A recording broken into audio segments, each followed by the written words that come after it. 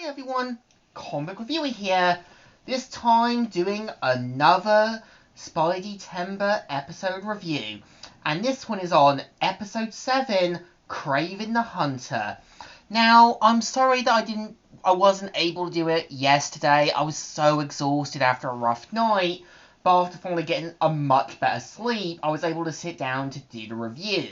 So, Kraven the Hunter is the 7th episode of Spider-Man, the animated series, and my best thought about it, it's an okay story, but there was just a little bit of mistakes that I just think didn't really need to happen.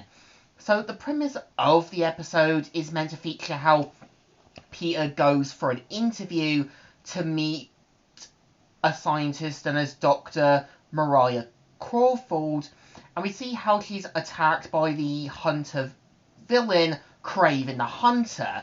Now, the difference between this version of Kraven and the other versions from other Spider-Man cartoons and media, this one is not a villain. And yeah, it's even revealed by Dr. Mariah Crawford that Kraven was badly injured by one of her colleagues, and was given a special serum that not only gave him the skills of a hunter, but also driven insane. And this is where we're gonna see Mariah make the antidote. We're gonna have Robbie being thrown in to be the kind of token black character, to be the sort of hostage, and we're gonna see Peter try to save the day. But really, there is nothing good about this episode. Well, I give it credit, like, it kind of implied that from Kraven's serum, that due to being driven insane, he ended up killing probably a number of animals and probably people. And yeah, I give it credit, like, Greg Berger really does a great job as Kraven.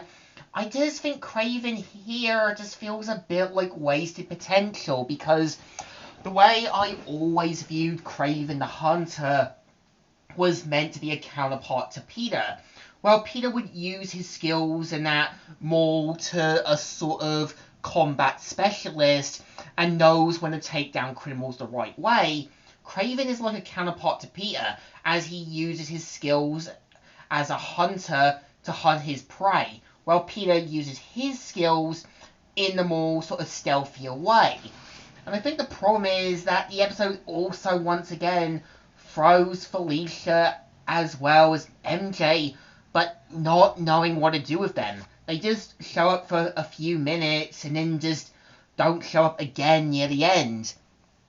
But I also give it credit, like, it's trying to do a good Kraven episode, but it doesn't know what it wanted to be. And I think what's actually interesting is that the story was also written by Jan Stannard, who also worked on stories like Star Wars Droids, Star Wars Rogue Squadron Battleground Tatooine, as well as Star Wars Rogue Squadron Requiem for the Purge.